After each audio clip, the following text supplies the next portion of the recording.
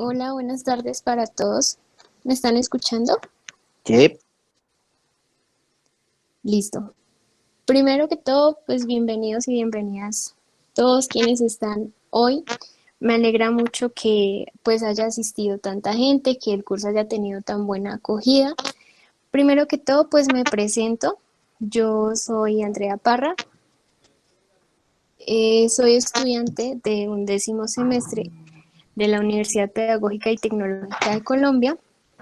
Soy miembro activa de ACEMET UPTC y pues soy la actual directora del Centro de Estudios para la Formación Científica de Ginecología y Obstetricia de la organización de nuestra universidad.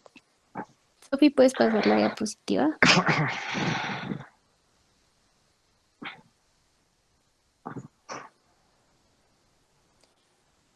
Dale, eso.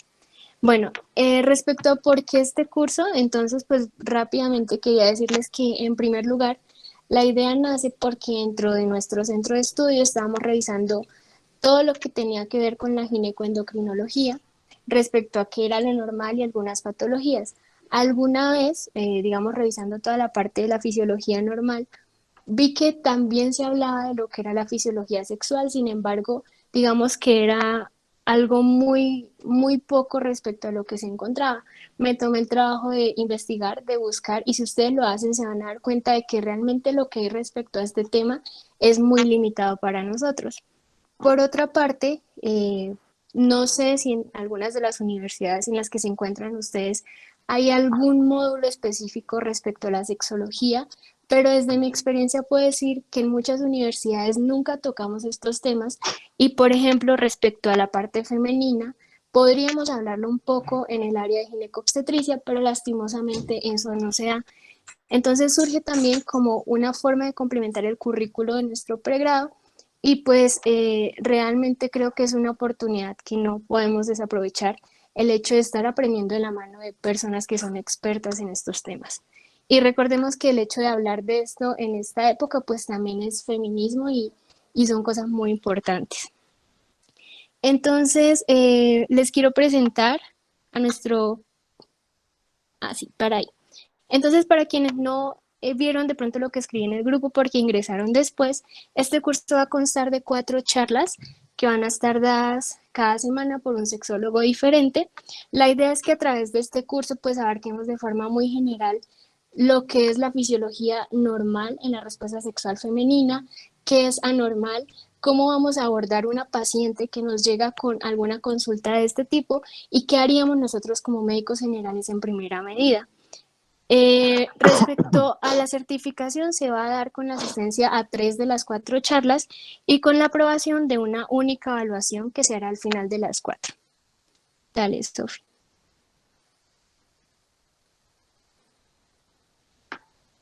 Entonces, ahora sí, les presento a nuestro ponente de hoy.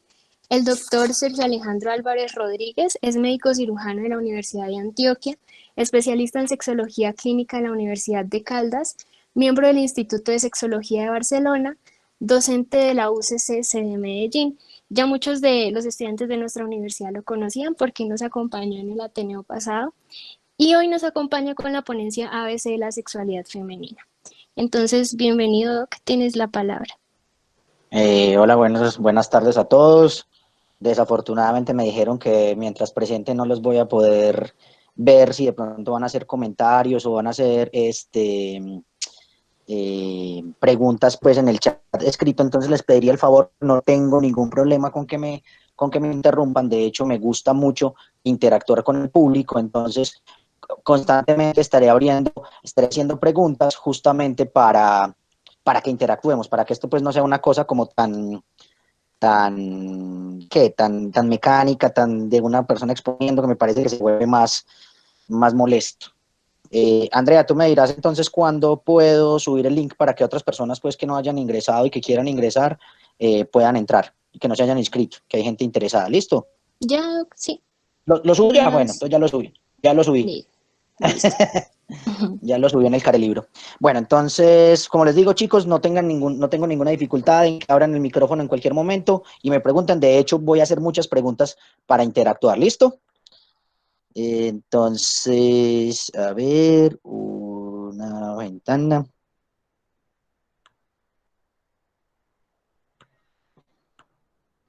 ¿Me dicen si se está viendo bien ahí?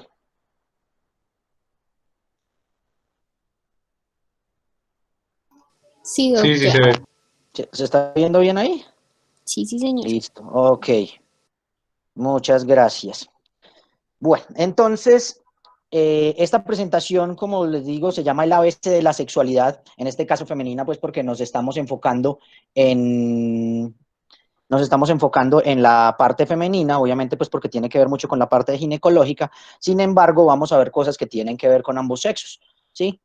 Esta presentación, debo reconocer, es una cosa que yo tomo prestado del grupo de sexología de la Universidad de Caldas que construimos entre todos, y debo darle un crédito grande a mi profesora de educación sexual, la doctora Magdalena Villegas, que pues no nos está viendo, pero que ella sabe que la quiero mucho y que le mando un abrazo gigante.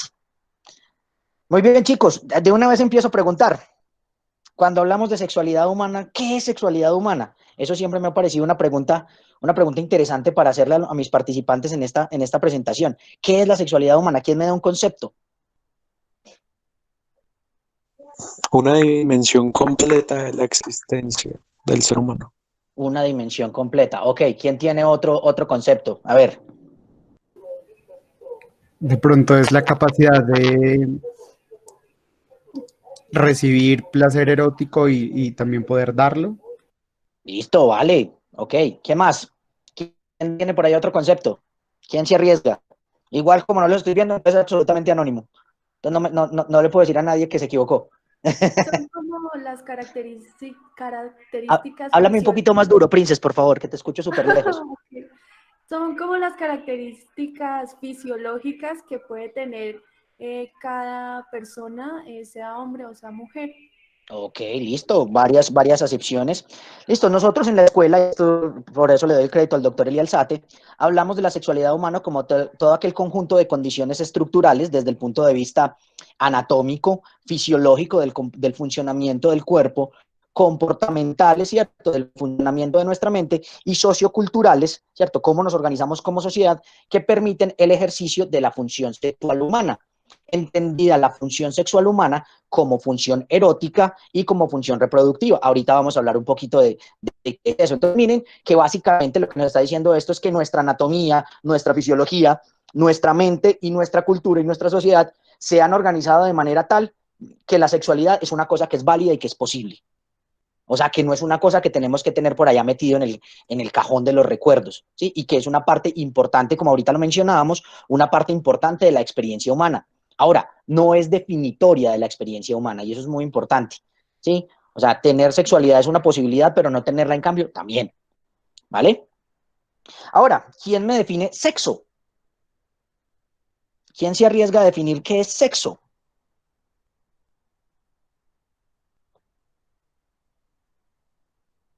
A ver, chicos. De pronto, sexo sería como el determinante genético para definir tanto si es sexo masculino o femenino. Muy bien. ¿Alguien tiene una acepción adicional? ¿Alguien tiene algún concepto adicional?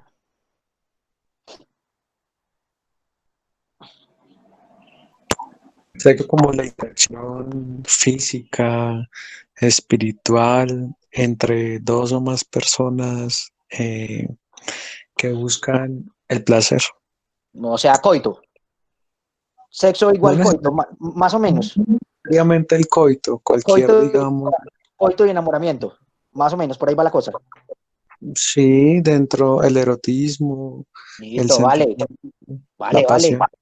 Ok, muy bien. ¿Algún otro concepto para que tengamos tres y de ahí escojamos?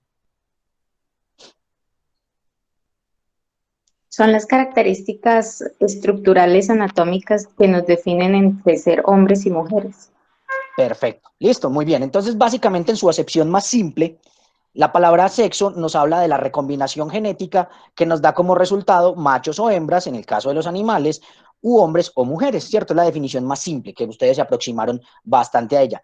Dentro de esta palabra sexo, digamos que tenemos varias acepciones o varias aproximaciones desde diferentes perspectivas. Entonces, por ejemplo, tenemos la acepción del sexo genotípico, ¿cierto? Que básicamente nos habla de los pares de cromosomas sexuales. Entonces, lo que a nosotros nos enseñaron en la universidad, incluso en el colegio, que XX igual niña y XY igual niño, y sin embargo yo les puedo decir que eso es una verdad a medias, porque habrán ciertas alteraciones del desarrollo sexual que implicarán que no obligatoriamente todo niño XY o todo infante XY vaya a codificar y vaya a tener un fenotipo masculino, porque podrán haber diferentes alteraciones en el desarrollo, ¿sí? Que puede hacer que, por ejemplo, sea un individuo XY, pero sin el gen SRY en el cromosoma Y, y entonces no se va a determinar la formación de un testículo, y no es, si no hay un testículo formado, no se va a masculinizar el cerebro, no se van a masculinizar los conductos internos, o sea, no va a haber desarrollo de los conductos de Wolff, se van a desarrollar los conductos de Müller,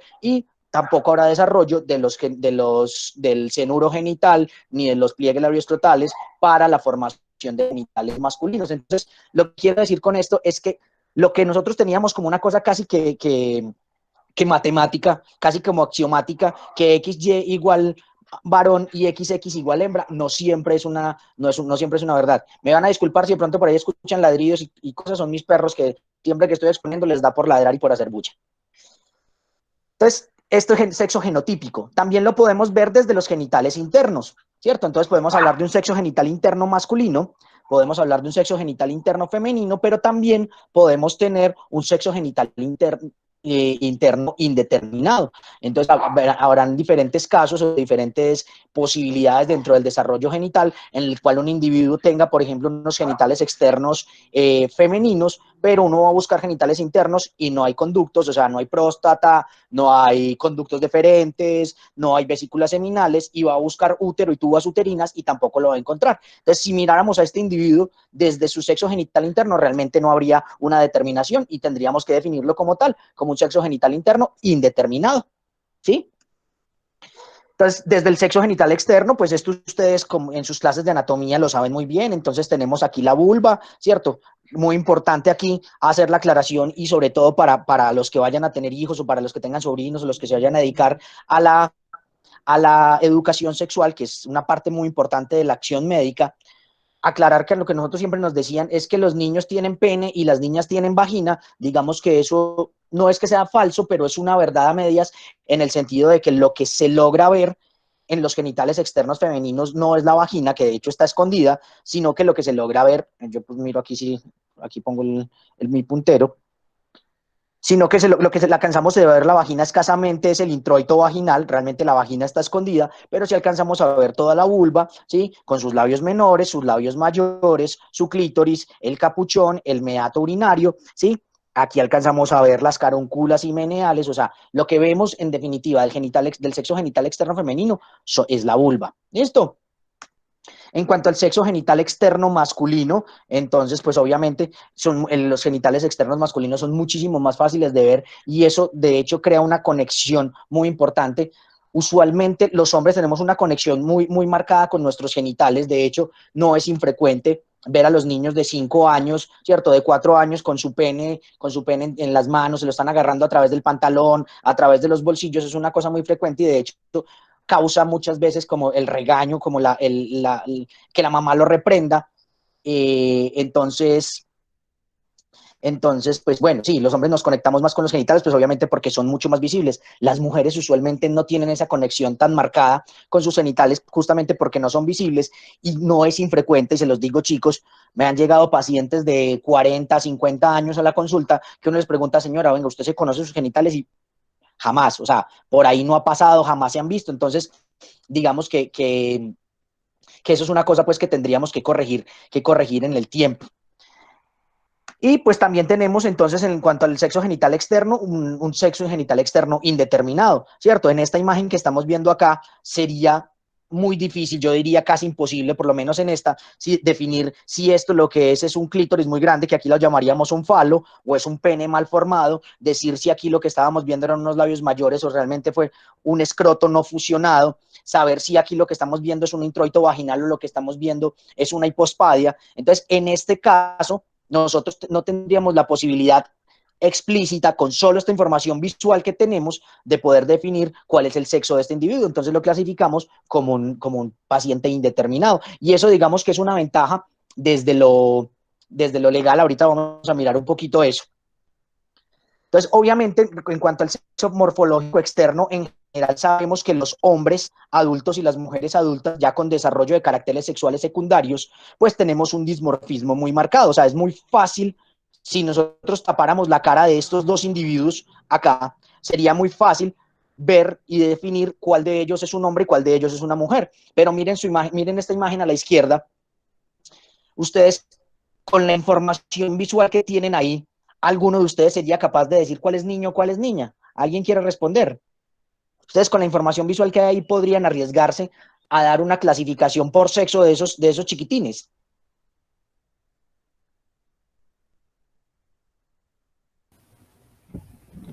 Para nada, porque no tienen los caracteres secundarios ya desarrollados, que lo que da más características ya para saber si es mujer o hombre.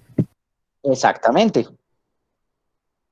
Entonces miren cómo, o sea, un niño hasta los 7 años, 8 años que empiecen el desarrollo puberal, si uno le tapan la cabeza y le tapan los genitales y solamente le muestran un tronco, es realmente muy difícil, yo diría casi imposible, determinar cuál es el sexo de ese individuo, ¿cierto? Porque todavía no se ha establecido un dimorfismo sexual. Y sin embargo, si nosotros pudiéramos mirar el comportamiento de esos chiquitines, probablemente eso sí nos diría cosas. ¿Listo? Entonces, también tenemos una acepción del sexo desde lo legal. Y usualmente se establece al momento del nacimiento por el sexo genital externo. O sea, normalmente uno que atiende un parto ve que ese niño nació con un penecito y entonces en el certificado de recién nacido vivo pone masculino, ¿cierto? O pone una M. Si lo que ve es una vulvita, pone una F de femenino, pero afortunadamente ahora nos abrieron la posibilidad de poner una I de indeterminado, tomando como ejemplo el caso que les mostraba ahorita. Uno con esos genitales que le está mostrando a ese individuo difícilmente podrá definir, podrá decir si eso es un individuo de sexo masculino o un individuo de sexo femenino. Entonces uno tiene la ventaja como médico de poder poner indeterminado, de alguna manera se lava un poquito las manos, ¿sí? Porque de todas maneras es una situación difícil, porque es que asignar un sexo a ese individuo va a condicionar cosas como el nombre, va a condicionar cosas como la ropa que le van a poner, va a condicionar la forma en la que lo van a criar. Entonces, digamos que el hecho de poder poner una I y decirle a los papás, vea, yo no sé qué sexo tiene este individuo, ¿cierto? Todavía no lo puedo decir, pero podemos empezar a estudiar para que determinemos, ¿cierto? Y poder dar un sexo a ese individuo, o en definitiva decir, venga, no, hay que hacer cosas más, o esperemos a ver para dónde nos va a mostrar. La tendencia cada vez más en los desórdenes del desarrollo sexual en este momento es hacer cautos y a esperar a ver ese centro de diseño para dónde nos va a guiar. Y doctor, es muy importante entonces que esto... Hola, claro, dime. Doctor, una pregunta con respecto a ese caso de sexo indeterminado. ¿Cómo sería el caso? O sea, ¿cómo se abordaría ese tema? ¿Sería quirúrgico o sería un tratamiento farmacológico o como usted está diciendo? ¿Esperaría hacia dónde? O por lo menos hacer un estudio genético en el cual demuestre qué genotipo está mostrando, si es masculino, claro, si es femenino, y así se abordaría, ¿no? O cómo sería la abordaría. Claro, no, ahí en ese paciente que tú... Hola, ¿alguien más está hablando? En ese caso que está mencionando el compañero, ¿cierto? Entonces lo que se haría es, obviamente hay que hacer un cariotipo, hay que empezar a estudiar pruebas hormonales, pruebas enzimáticas, mirar si el individuo, por ejemplo, tiene un déficit de 21 hidroxilasa, de 5 alfa reductasa, o sea, empezar a hacer pruebas diagnósticas para determinar cuál es la falla del individuo, pero sobre todo somos muy cautos en la parte quirúrgica porque antaño se veía que las reasignaciones quirúrgicas tempranas, sin tener una certeza, sobre todo sin tener una certeza del sexo psicológico del individuo, nos podía llevar a errores que luego fueran más difíciles de corregir. Entonces, a eso me refiero cuando digo que somos cautos, pero por supuesto, hay que estudiar al individuo, además, porque muchos de los desórdenes del desarrollo sexual van asociados con alteraciones, por ejemplo, endocrinológicas, con déficit hormonales de otros grupos, y obviamente que si no intervenimos, pues que pueden dar al traste con la salud o incluso con la vida del individuo.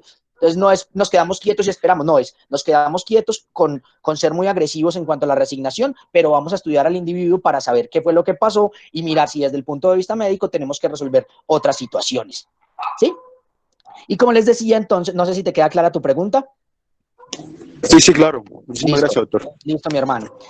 Y lo otro, entonces, que este sexo legal, pues normalmente lo atribuimos en los documentos de identidad. Inicialmente el certificado de recién nacido vivo, luego el registro civil, tarjeta de identidad y finalmente, entonces, la cédula de ciudadanía. Ventaja, chicos, y esto es una cosa importante, en nuestro país, en Colombia, no sé si nos está viendo gente por fuera de Colombia, en nuestro país, una persona que se sienta de un sexo diferente al asignado en el nacimiento puede pedir al Estado un nuevo documento de identidad y eso es muy importante. Y el hecho de que esto exista, el hecho de que esto se haya hecho, tiene implicaciones desde lo social, implicaciones desde lo económico, implicaciones desde la distribución de los recursos, una cantidad de cosas. Por ejemplo, si yo en algún momento mi cerebro empezara a decir, venga, es que usted no es Sergio, usted realmente es Alejandra, ¿cierto? Y yo decidiera, y después de una serie de estudios serios y el acompañamiento de psiquiatría, de sexología, llegáramos a la conclusión de que efectivamente yo tengo una incongruencia con mi género, ¿cierto? Yo pudiera acceder a la registraduría y decir, es que yo quiero que Sergio no exista más y que nazca Alejandra y Alejandra ser identificada como una mujer y eso implicaría que tendría que haber unos recursos, no para los programas, por ejemplo, de salud del hombre, sino unos recursos del programa de salud para las mujeres. Entonces, digamos que eso el Estado le implica una cantidad de cosas, pero ha sido una ganancia en la batalla que tienen las personas trans justamente con esto de la discriminación y, todo, y lo demás. Entonces, cuando hablamos del rol de género, aquí me devuelvo un poquito porque siempre me gusta preguntar a ustedes qué se les ocurre con eso de rol de género. El género, de una vez lo aclaro, el género es una cosa muy grandota donde han metido una gran cantidad de cosas, pero al final nadie lo termina definiendo muy bien qué es el género. Nosotros el género lo definimos desde dos cosas, desde el rol de género y desde la identidad de género. ¿Listo? ¿Qué les suena a ustedes eso del rol de género? ¿A qué se les parece?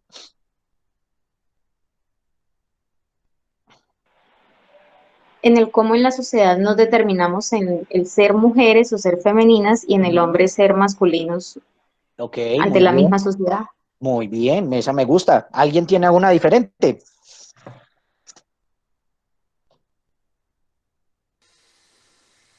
No sé si cuando decimos rol se refiere a lo mismo que la expresión de género, que sería la forma en la que se manifiesta el género con el que nos sentimos identificados.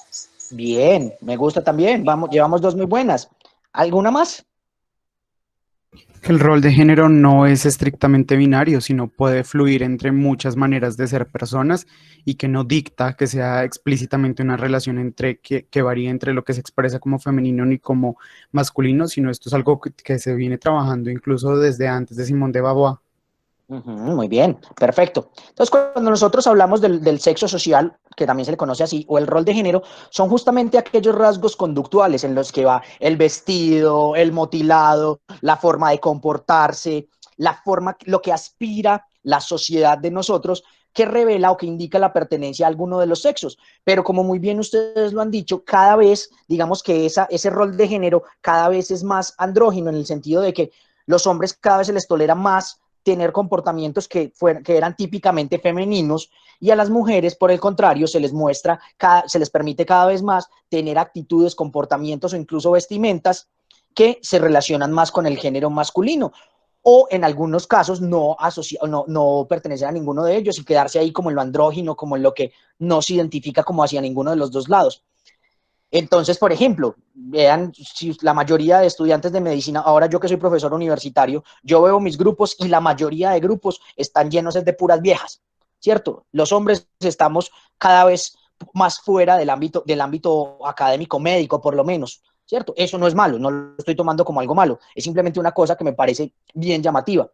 Y yo les digo siempre a mis estudiantes cuando les hago esta presentación, yo les digo, vean, miren si ustedes estuvieran hace 50 años, y les hago esta pregunta a ustedes que estuvieron en los salones de clase y que los ponían a ir de pijama, ¿cierto? De pitufo, como le digan en cada una de sus regiones, ¿cierto? Que es como el uniforme.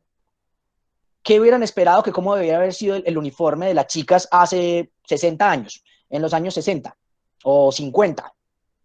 ¿Cómo debía haber sido ese uniforme de las chicas? Obligatoriamente falda y entre más larga mejor. Con falda. ¿Cierto? Y hay de aquella chica que llevara el pelo corto, o hay de aquella chica que, qué sé yo, que no usara aretes, ¿sí? Pero ustedes miran y todas las chicas ahora usan su pijama de cirugía y es una camisa y un pantalón exactamente igual a los de sus compañeros, que ya ustedes después se ponen con las cosas que no sé qué, que póngamelo más estrechito, que se me vea la figura, me parece la cosa más incómoda del mundo, pero bueno, allá ustedes. Sí, pero bueno, bien, válido. Nos estamos uniformando y eso me parece positivo. Pero sí, como ustedes muy bien lo decían, ahora cada vez la sociedad es más, digamos que es un poquito más tolerante, ¿cierto? En la expresión andrógina, en el rol de género. Y cuando yo les hablo de identidad de género, ¿a qué les suena a ustedes eso, chicos? Es el género al que la persona se encuentra, pues, cómoda con la que se identifica, ¿no? Ok, muy bien. ¿Algún otro? ¿Algún otro concepto?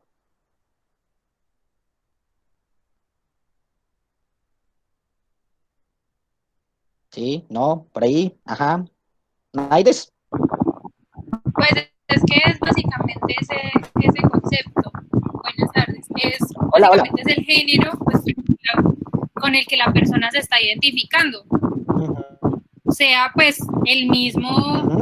Bueno, dale. Sea ¿Qué como vas su a decir? identidad sexual o su identidad, pues ya el género específicamente. O sea, si la mujer se identifica, pues mujer hablando pues en términos de binario, por decirlo así. Si la mujer se identifica como mujer o se identifica pues como hombre. Perfecto. Así. Entonces, la identidad de género o identidad sexual, también le podemos llamar así, es esa convicción íntima, ojo, muy importante, personal y estable en el tiempo de ser hombre, de ser mujer, ojo, o de no ser ninguno de los dos. ¿Cierto? Es eso que le dice a uno el cerebro, venga, usted es hombre. Y miren que eso se empieza a manifestar muy temprano en los niños. Por ahí a los 4 o 5 años, los niños empiezan a volver muy reiterativos con, mami, ¿cierto que yo soy niño y tú eres niña o tú eres mujer? Entonces los niños están reafirmando todo eso, pero nadie se los está diciendo. Su cerebro se los está reafirmando. Entonces, en ese caso, cuando todo va muy bien, cuando los genitales externos van en concordancia con lo que le está diciendo el cerebro al individuo, pues digamos que todo maravilloso, pero cuando un niño o una persona, su cerebro le está diciendo, mira, es que tú eres mujer, y se mira hacia abajo y entonces encuentra un pene y unos testículos, entonces ahí digamos que empiezan a haber las dificultades. Pero ojo, esto es muy importante, esta es una cosa estable y no educable, ¿sí? Esto es muy, muy importante que quede entendido. O sea, por más que yo le intente inculcar a un individuo, por más que yo le intente enseñar a un individuo, ¿sí? Que él es hombre o que es mujer o que no es ninguno, esa vaina no se puede modificar. Listo, eso va impreso en el cerebro, ¿cierto? Tenemos hasta ahora el conocimiento de que se establece temprano en el desarrollo entre la semana 8 y la semana 12 más o menos, cuando se da la masculinización cerebral por acción de los testículos primitivos y de la testosterona que liberan. Y entonces la ciencia tiene un ejemplo, pues me parece un ejemplo bastante grotesco, bastante cruel, pero pues que nos enseñó mucho. Recuerden que muchas de las cosas que hemos aprendido en medicina las hemos aprendido cagándola, ¿sí? Y es el caso del doctor John Money y los gemelos. En este momento se me olvida el apellido. No sé si alguien conoce la historia de los gemelos y el doctor John Money. ¿Alguien la conoce de pronto, que nos la pueda contar?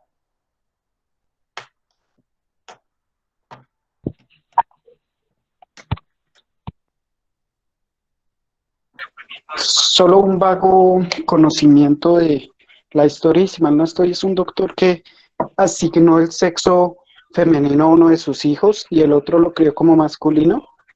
Y a la final el individuo que educó como una niña, pues terminó cambiándose el sexo a masculino ya años después. Algo así. Bueno, se los voy a resumir rápidamente la historia. Resulta que ustedes saben que en los Estados Unidos una de las cirugías más comunes que se les hace a los niños, a los infantes, a los lactantes, es la circuncisión. Entonces creo que fue hacia los años 70, si no estoy mal, a dos gemelitos les estaban haciendo esta cirugía. ¿Sí? Al primero se le hicieron muy bien, pero resulta que con el segundo hubo un problema con el electrocauterio, administró una energía más alta de la que habían establecido y liberó un rayo de luz, de energía muy intenso, que quemó de forma tan severa los genitales de este chiquitín que quedaron insalvables, ¿cierto? Entonces vino el problema, ¿qué hacemos? En ese momento estaba en boga la teoría de John Money de que la identidad de género, de que la identidad sexual era enseñable, era educable. Entonces llamaron al doctor John Money y él les sugirió, ¿sí?, que le hicieran una neovulva a este paciente, que le reformaran esos genitales que habían quedado mutilados, que le generaran una neovulva y que lo empezaran a educar como una chica, ¿cierto? Entonces que lo vistieran con vestido, le cambiaran el nombre, bueno, todo lo demás. Digamos que, y detrás de eso, pues entonces también llevaron a los pacientes, a la paciente y al paciente, al hermanito, a unas terapias con el doctor John Money, en el que tuvo unas prácticas pues bastante, discutibles, ¿cierto? En la que, por ejemplo, ponía al hermanito que tenía un sexo, todavía tenía el sexo masculino, a que hiciera unas actitudes de monta con su hermanita, bueno, varias cosas pues muy criticables. Digamos que la cosa durante la infancia funcionó más o menos bien, más o menos, pero en el momento de la pubertad, cuando ya empezó el despertar sexual, al niño que había vuelto niña, empezó pues a manifestar su inconformidad, él decía que no se sentía niña, obviamente empezó con el gusto hacia las mujeres y pues la situación fue cada vez empeorando hasta que eventualmente le tuvieron que decir, venga, no, lo que pasó fue esto, y entonces él decidió volver al sexo masculino. Y digamos que la cosa mejoró un poquito, posteriormente él consiguió una pareja, y no se sabe exactamente cómo la pareja se dio cuenta pues de todo lo que había pasado y decidió dejarlo, y entonces él pues entró en una depresión muy severa y desafortunadamente se suicidó, y luego el hermano, recordando todo lo que había pasado y sintiéndose muy culpable por la situación de que le hubiera pasado al otro y no a él, también se deprimió mucho y también se suicidó. Es una historia muy triste, es una historia muy tenaz, pero que nos muestra que efectivamente, por más que insistamos en la educación de la identidad de género, entonces por más que hablen del rayo homosexualizador y de que el hecho de que enseñemos sobre tolerancia a la diversidad sexual en las escuelas nos va a mariquear a todos los niños, no funciona así. ¿Listo? Esta vaina no se educa. ¿Listo? Y entonces, cuando hablamos del sexo de asignación y de crianza, ¿cierto? Es justamente ese sexo que le ponemos a los niños en el momento del nacimiento, ¿sí? ¿Qué es lo primero que preguntan las mamás o los papás en la ecografía del segundo trimestre? ¿Cuál es la primera pregunta? Pues siempre preguntan que si es niño o niña. Exacto, no les importa un carajo el bienestar fetal. El lila no les importa, si la placenta está previa o está fúndica, les vale un carajo. Ellos necesitan saber si es niño o niña. Y decepción si el muchachito no se dejó ver, ¿cierto? Y normalmente, ¿para qué preguntan eso? ¿Para qué preguntan el sexo del muchachito? Para comprarle las cosas.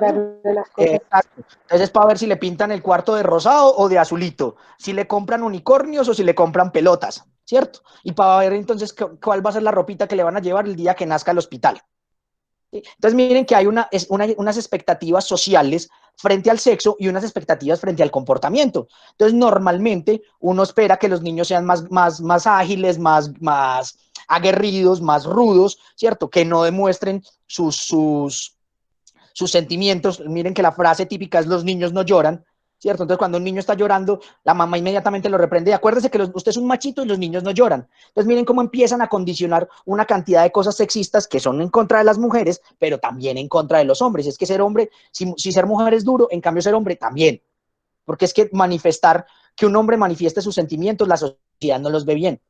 Y lo mismo con las chicas, entonces aspira a que la chica sea muy delicadita, que no sea ruda, que no sea brusca, ¿sí? Y entonces cuando vemos una niña aguerrida, competitiva, la mamá se empieza como a tocar, ¿sí? Se empieza como a sentir descuadradita. Y esto les va a tocar a ustedes, chicos. Ustedes, me imagino, todos los estudiantes de medicina o de áreas de la salud, me imagino. Les voy a contar este caso y ustedes me van a decir que van a ayudar. Les llega a ustedes el paciente de por allá de Aburrimiendo, eso es muy lejos. Y le llega al señor, obviamente un campesino, ¿cierto? De sombrero, alpargata y toda la cosa. Le dice, doctor, vea, yo estoy muy preocupado porque es que vea, mi hijo tiene 6 años y yo no lo veo sino jugar con muñecas. Yo le pongo jarritos, yo le pongo pelotas, pero él, nada. ¿Qué van a hacer? Eso es una situación que debe manejar el sistema de salud.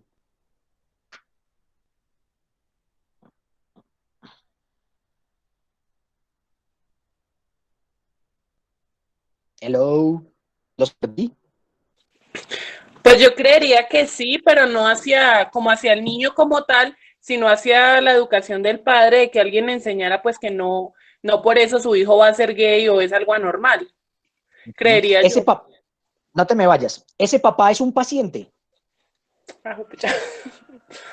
Sí. ¿Qué es un paciente? Entonces, la primera pregunta es, ¿qué es un paciente? ¿Cómo se define paciente?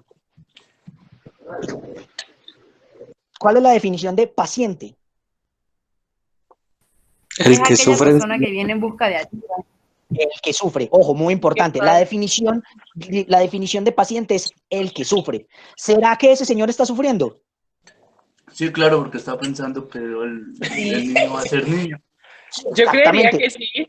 Claro, porque él cree que su niño es anormal. Y yo les aseguro que no puede haber nada que angustie más a un papá que pensar que su hijo es anormal. Por tanto, ese señor está sufriendo y por tanto es un paciente y por tanto necesita ayuda del sector salud. Y el primero que debe ayudar es el médico. O sea que el médico general tiene responsabilidad ahí. ¿Sí? Y estoy seguro, chicos, que les va a pasar. Porque es una consulta muy frecuente. Obviamente, entonces luego habrá que explicarle. Hola. Qué pena, es que tengo una pregunta. Si, claro, por ejemplo, hay probabilidades de que el papá que llegue con esta misma duda sea de pronto, por así decirlo, de una mente muy cerrada.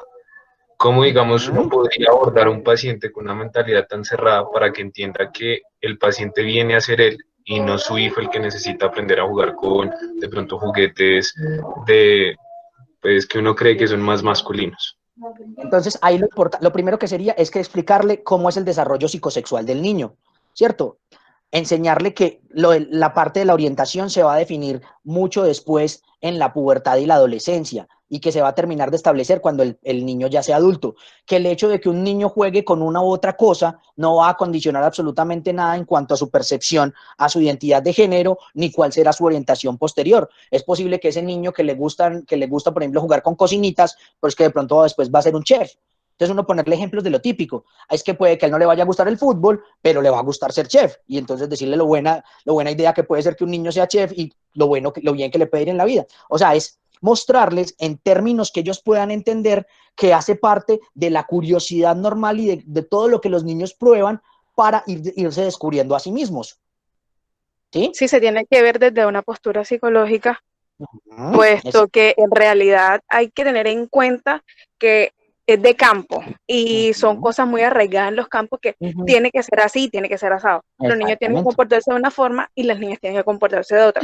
Al momento del señor tener esa conducta, su hijo presentar esa conducta es algo muy alarmante para él, puesto que no es normal dentro de lo visto en ese aspecto. O sea, no se puede mirar o ellos no tienen una visión diferente del hecho de que, listo, mi hijo puede jugar a las cocinitas o puede jugar con muñecas, pero viéndole una postura de que puede gustarle esto, o cómo se identifica el niño con eso, ¿cierto? Sí es un paciente, pero psicológico más que todo.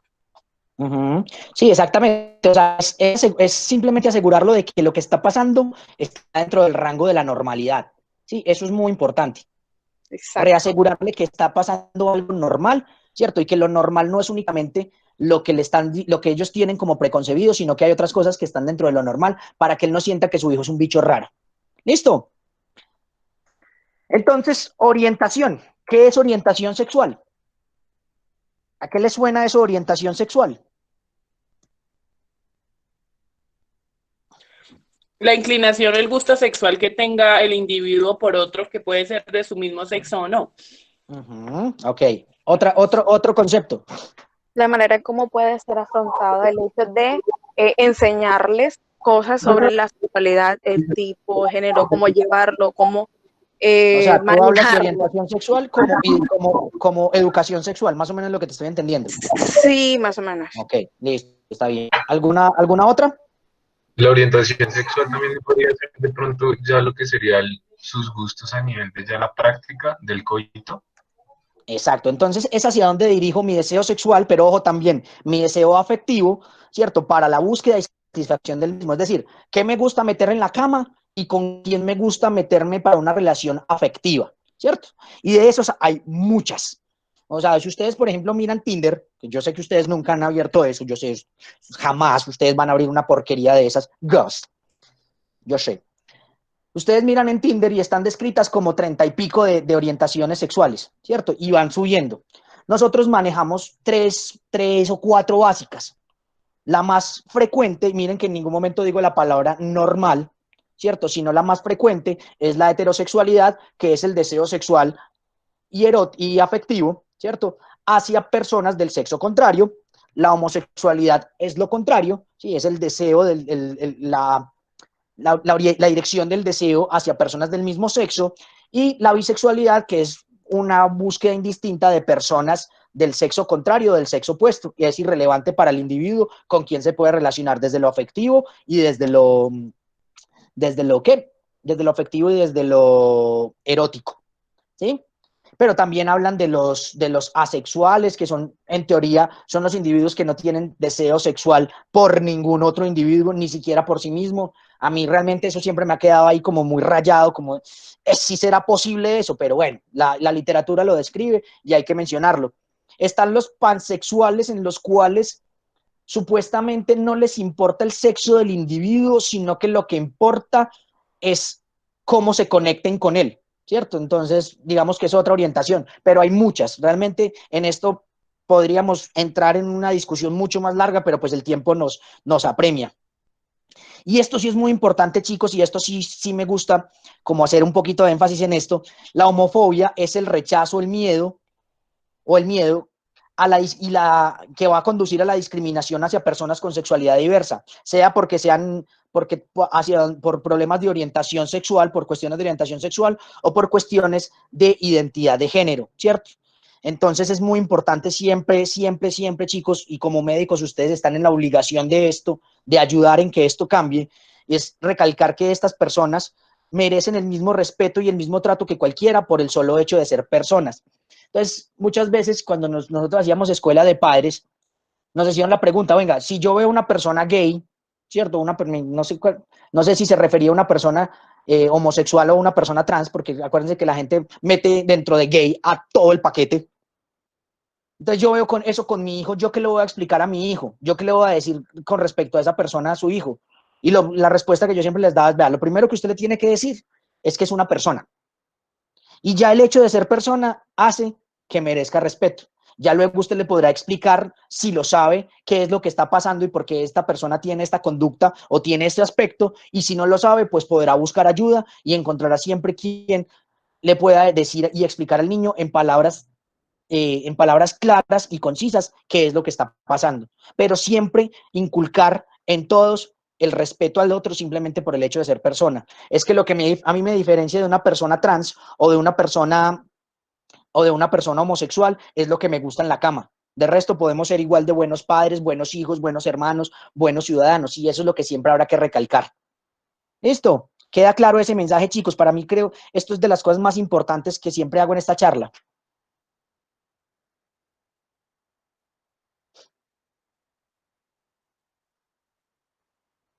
Ok, entonces la sexualidad tiene algunas funciones, ¿cierto? Ahorita hablábamos de las funciones reproductora y la función erótica. Entonces la función más primaria, digamos, con la que vinimos todos los animales a este planeta desde que apareció la forma de reproducción sexual, ¿cierto? Y es la continuación de la especie, el hecho de tener nuevos individuos que lleven a cuestas nuestro material genético, de alguna forma para garantizar la continuación de la especie. Entonces, esta función reproductora es la más antigua desde el punto de vista filogenético, ¿sí? Es común a todos los animales, como les decía, bueno, común a los animales de reproducción sexual y a los seres humanos, ¿sí? Y en los humanos, entonces, la maternidad y la paternidad son y deberían ser siempre optativas, es decir, no debería seguir sucediendo en estas alturas del desarrollo humano que vengan niños al mundo sin ser deseados. Lo ideal es que todos los niños que nacieran es porque sus padres los estaban buscando y que las personas que no quieren ser padres, pues tuvieran las suficientes herramientas para que eso no sucediera, ¿sí? Entonces miren que es muy importante que una persona puede ejercer la función erótica sin haber ejercido la función reproductora. Es más, me imagino que la mayoría de ustedes no son padres. Ahora, algunos que lo son. De los que no son padres, de 100 relaciones sexuales que hayan tenido, ¿en cuántas de ellas habían estado buscando embarazarse? Muy probablemente la respuesta es que en ninguna o menos de una. O sea, que vean que el objetivo fundamental de la sexualidad humana, ¿cierto? Es la función erótica, es la búsqueda del placer. Y así se define la función erótica, como la búsqueda del placer, que apareció más tardíamente en la escala evolutiva. O sea, en algún momento los seres humanos, en la medida en la que nos iba creciendo el cerebro, que nuestro cerebro iba aumentando de tamaño, nos dimos cuenta que eso que hacíamos para reproducirnos se sentía chévere, ¿sí o qué? Y entonces empezamos a tener esas mismas conductas sin que obligatoriamente eso condicionara que hubiera una reproducción. De hecho, los seres humanos en este momento podemos tener actividad sexual, por ejemplo, con una mujer que está menstruando, y que sabemos que teóricamente una mujer que está menstruando no se embaraza. Eso lo voy a poner entre comillas porque ustedes saben desde fisiología que una mujer mientras está menstruando puede estar ovulando, ¿cierto? Del otro ovario, y que puede resultar un embarazo de ahí. Entonces, pero igual, se supondría que en general ahí no debería haber una fecundación, y sin embargo para nosotros, para muchos, no es un condicionante de que podamos tener una actividad sexual. Y lo que sí es muy claro es que esta función erótica, hasta lo que sabemos hoy, es específica del ser humano, aunque a mí cada vez me empiezan a quedar más dudas. Por ejemplo, hay una especie, el chimpancé, que por ejemplo cuando hay una guerra de clanes de monos, una de las situaciones con las que deciden, bueno, ya no nos vamos a dar más duro, no nos vamos a matar más, es tengamos una orgía, ¿cierto? Y tienen un contacto sexual que no tiene un objetivo reproductor, sino que tiene un objetivo conciliador. O por ejemplo, no sé si ustedes ustedes tienen perros, mis perros, por lo menos uno de ellos es más pajizo que un berraco, se masturba, y obviamente de ahí nunca va a haber una reproducción, y pareciera, la impresión que uno le da es que es satisfactorio y desagradable para él. Entonces, digamos que eventualmente podremos llegar a la conclusión de que algunos animales tienen actividad sexual por gusto o por placer. ¿Listo? Entonces, muy importante aquí, chicos, que la decisión de tener relaciones sexuales debería siempre ser una decisión libre, que no debería estar mediada por la presión, sea de mi pareja o sea de los amigos. Sin embargo, ustedes han visto que en muchísimos casos, muchas veces las mujeres terminan teniendo contactos sexuales porque es su deber marital o porque es su deber como pareja. ¿Qué tanta satisfacción podrán encontrar de un encuentro sexual en esas condiciones? Digamos que es materia de discusión. También debería poder decidirse el cuándo y el con quién. Es muy frecuente que nuestras adolescentes terminen, y tristemente todavía pasa, muchas mujeres adolescentes terminen teniendo sexo o encuentros sexuales con su novio sin que haber querido, ¿cierto? Y más por la presión del grupo o porque el novio le está pidiendo la famosa pruebita de amor. ¿Todavía funciona? Desafortunadamente, sí, chicos, todavía puede que en las ciudades no tanto, pero en los pueblos funciona. Siempre debería haber la libertad para decir sí o decir no. Ojo, así ya estemos en pelota y así ya estemos en el motel.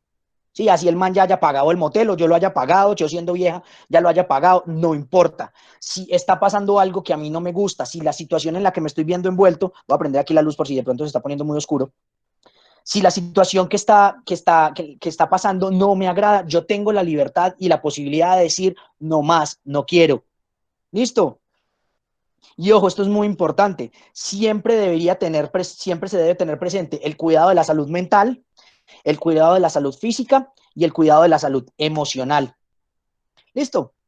Es muy importante que la sexualidad cambie en el ciclo vital. Esto es fundamental. El significado de la sexualidad para estos dos niños que estamos viendo acá probablemente sea simplemente una sexualidad basada en la curiosidad, y esta escena yo creo que la hemos visto muchos, si no es que la vivimos, ¿cierto? De coger a la primita, al primito, a la amiguita, al amiguito, y venía a ver vos qué tenés y mira yo a ver qué tengo, ¿sí?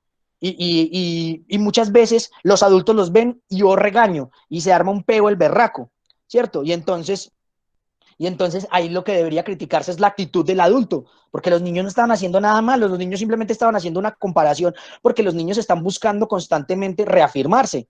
Obviamente, miren que ustedes con esta imagen que están viendo aquí, simplemente con la imagen, ¿qué presumen que está pasando ahí?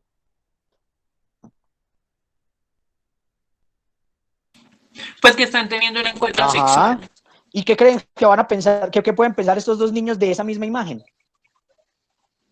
Que están durmiendo. Que están durmiendo. Que están durmiendo, que están luchando, que están en una pelea de almohadas, que están en cualquier cosa. Entonces miren cómo los procesos psicosociales y la maduración psicosexual sí condiciona cómo vemos las actividades sexuales. Entonces, cuando nosotros vamos a montar los programas de educación sexual, y a ustedes les va a tocar esos chicos, como los médicos del pueblo, pero van a llamar del colegio y de la escuela del pueblo a decir, doctor, necesitamos educación sexual, y entonces ustedes, ¿qué van a hacer? Siempre se va a tener que tomar en consideración el desarrollo psicocognitivo de ese individuo. Sí, no es lo mismo lo que yo voy a hablarle a un niño de 5 años, a lo que le voy a hablar a adolescentes de 13 o lo que le voy a hablar a adultos. Será una presentación muy diferente. ¿Sí?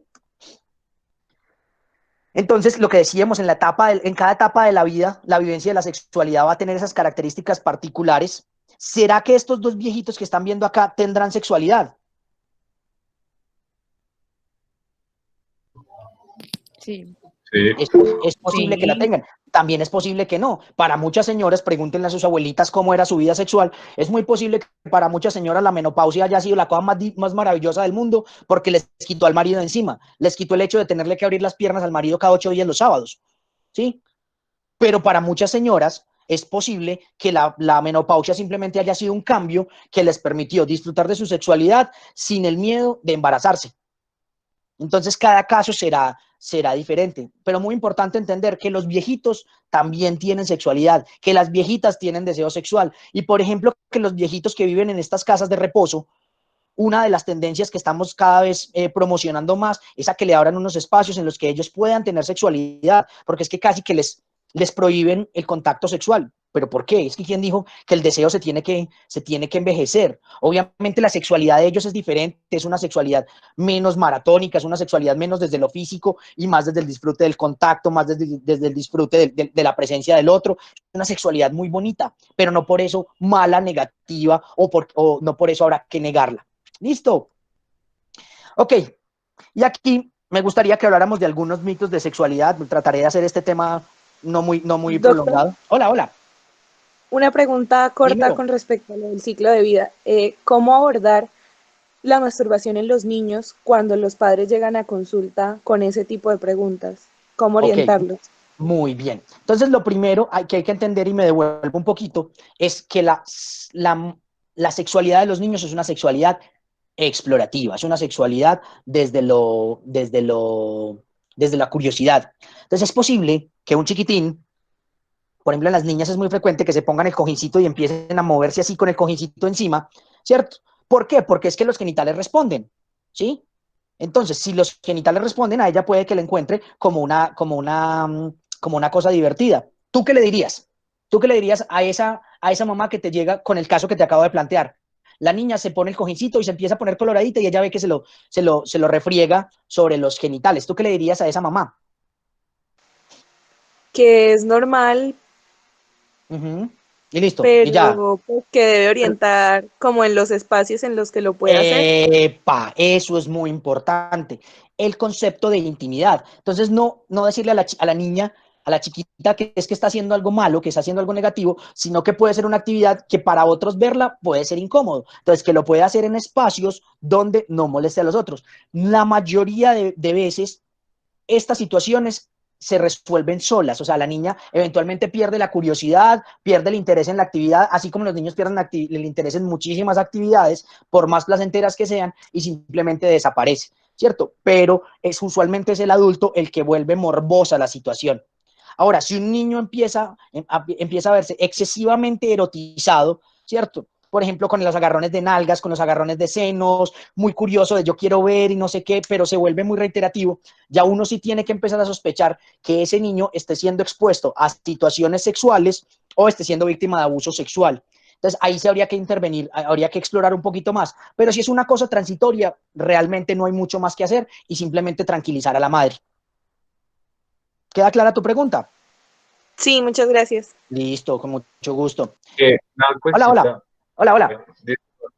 Es que prácticamente en la pregunta la respuesta decía que uno puede como educar al padre, pero uno también no podría de pronto programar una sesión, una cita, en donde se enfoque solo a darle una educación sexual al niño y obviamente con el padre para que sea como una terapia para los dos. Pues digamos que eso sería posible. Lo que pasa es que acuérdate que los niños tienen su adulto significativo, ¿cierto? Y normalmente el doctor suele ser un individuo al que se le tiene miedo, desafortunadamente.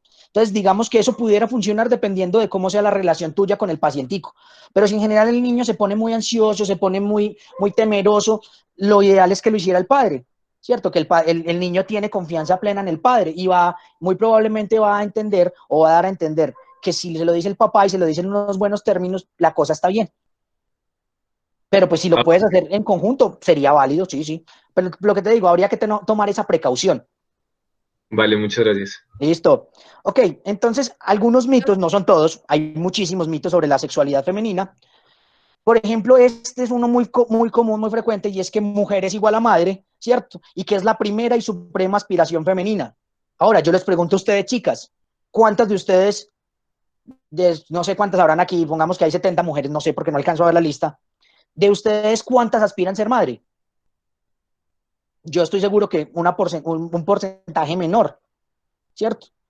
Muy bueno para la que lo quiera hacer, pero también muy bueno para la que no lo quiera hacer. O sea, muchas mujeres, de hecho, cada vez acuden más temprano sin hijos, ¿cierto? A métodos de esterilización definitivos o a métodos de anticonceptivos de larga data porque definen que su vida no está mediada por el hecho de ser madre y no por eso dejan de ser mujer. O sea, ser mujer no está definido por el hecho de ser mamá. Ser mujer está definido por muchas otras cosas. Ahora, vuelvo y les repito, la que quiera ser mamá, maravilloso y bienvenido, y la ayudaremos, y para eso están los ginecólogos y todo lo demás. Pero para la que no, es absolutamente válido que su respuesta sea negativa. ¿Listo? Otra muy frecuente, y es que el amor y la sexualidad femeninos deben ser románticos. Entonces, no sé, chicas, alguna de ustedes que me quiera responder. Yo sé que ustedes nunca han hecho esas cochinadas ni nada de esas vainas, pero ustedes que les decían las mamás que quién debería ser o quién debería ser su primera pareja sexual. El esposo. Bueno, el esposo si lo llevan hasta el matrimonio, pero si no es el matrimonio, entonces por lo menos ¿qué le piden? ¿Qué es lo mínimo que le piden? Que sea alguien que la quiera mucho. El novio de toda la vida. Eso, del que esté enamorada. O sea, mi hija, espere que esté enamorada. Que casar con ella. Exacto, el que espere del que esté enamorada, ¿cierto? Y cuando esté enamorada, entonces ese es el correcto. Miren que siempre hablan del concepto del hombre correcto. ¿Qué es el hombre correcto? Yo honestamente, si a mí me lo preguntan en este momento, no tengo la más remota idea, ¿sí? Entonces, eso ha permitido, por ejemplo, el fenómeno del don Juanismo, ¿sí? Ustedes conocen la historia de don Juan de Marco. Eso permitió que muchos hombres enamoraran mujeres para tener actividad sexual con ellas y de resto, suerte, papá. Pues nada, así como los hombres podemos tener actividad sexual sin que haya una relación afectiva de por medio, las mujeres tienen exactamente la misma posibilidad. Me lo quiero comer, me lo comí, si quiero después repito y si no quiero después no repito y no te vuelvo a hablar y no vuelvo a hablar con vos. Pero ojo chicos, en esto sí quiero ser muy reiterativo, hacer un hincapié grande. El hecho de que yo no tenga un interés afectivo en esa persona que está enfrente mío, el hecho de que muy probablemente no tenga interés de volverlo a ver, no quiere decir que en ese momento en el que estamos los dos en ese encuentro sexual, el otro no sea importante. Eso implica que hay que respetarlo, eso implica que hay que cuidarlo, eso implica que hay que tratarlo con dignidad. Así solamente me lo quiera para comérmelo. ¿Listo? Eso es muy importante. El otro importa. Así no vaya a tener una relación después con él. Pero en ese momento es una persona y por tanto hay que darle valía. ¿Listo? Ojo, las mujeres deben tener pasividad erótica. Nunca deben tomar la iniciativa ni parte activa en los lances amorosos. ¿Qué dicen de una vieja que le echa los perros a un man? Es muy lanzada. Que es una lanzada, que es Lanzada, fácil. No la bajan de perra, puta, soripanta, aventurera, golfa, grilla, bueno, hay muchísimos. Piruja, bueno, hay muchísimos. Está claro que si los hombres tenemos derecho a echar los perros porque nos gusta una vieja y no la queremos fagocitar, ustedes chicas tienen exactamente la misma posibilidad y el mismo derecho. Y no tiene la sociedad y no tiene ninguna persona el derecho a catalogarla como nada distinto a una persona que tiene un interés sexual en otro. Entonces, nada, derechos equitativos. ¿Listo?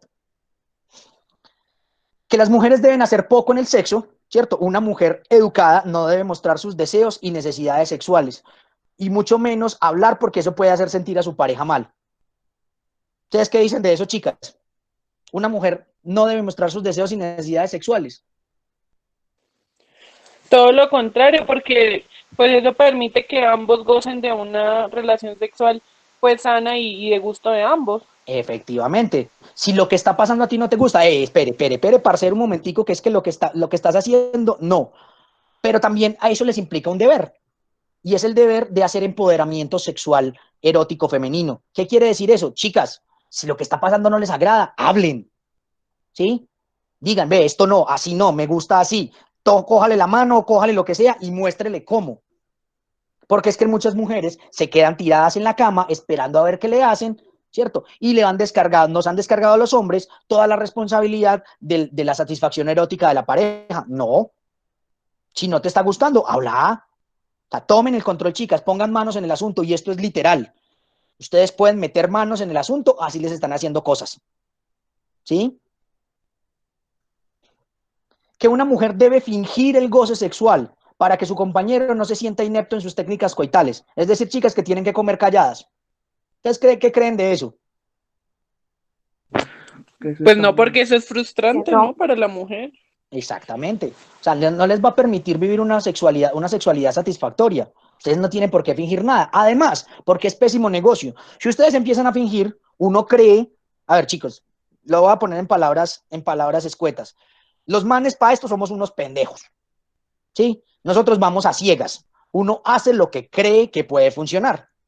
Pero lo que funciona con la chica X es posible que no funcione con la chica Y. Entonces, ¿qué es la cosa?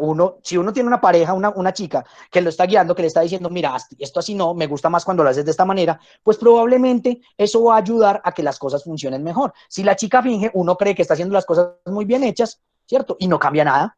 Y al final la que termina frustrada, la que termina enojada, la que termina aburrida, pues es la mujer. ¿Sí?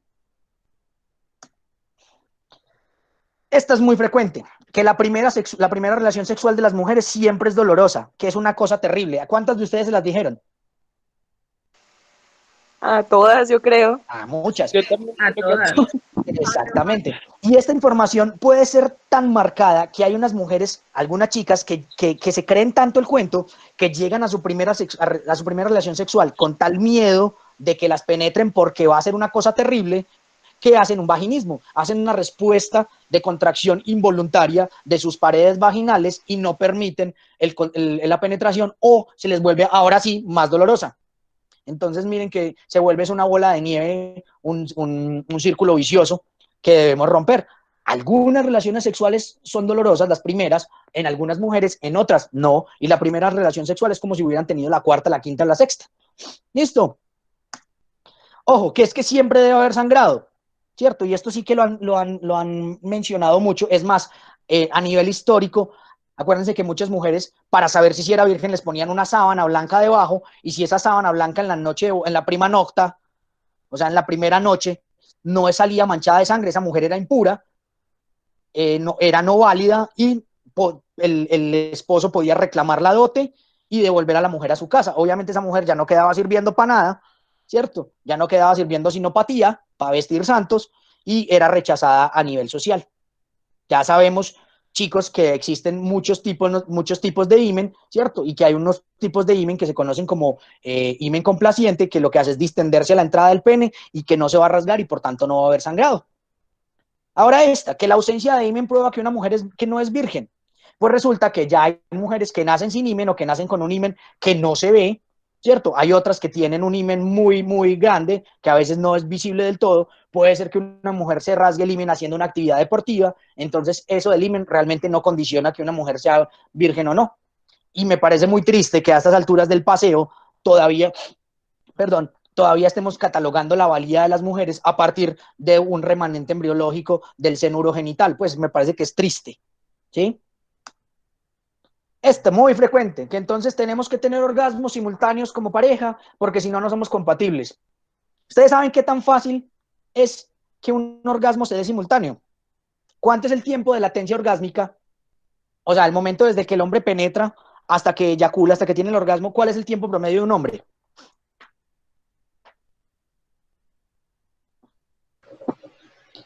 Doctor, creo que es segundos, ¿no? Eso no pasaría Tampoco. Es un poco más. Aproximadamente. Entre 3 a 10 minutos. Entre 3 a 5 minutos, ese es el promedio de un hombre. ¿Y el de una mujer? ¿Cuál es el tiempo de latencia orgásmica femenino? 15 a 20. ¡Oh, no, tampoco! Más o menos. No, Tampoco. Más o menos es el doble de lo del hombre. Entonces, más o menos entre 6 y 10 minutos. Entonces, miren que de entrada hay una sincronía muy grande entre lo que necesita un hombre para llegar y lo que necesita una mujer. Entonces, que ese orgasmo sea simultáneo, de entrada fisiológicamente es difícil.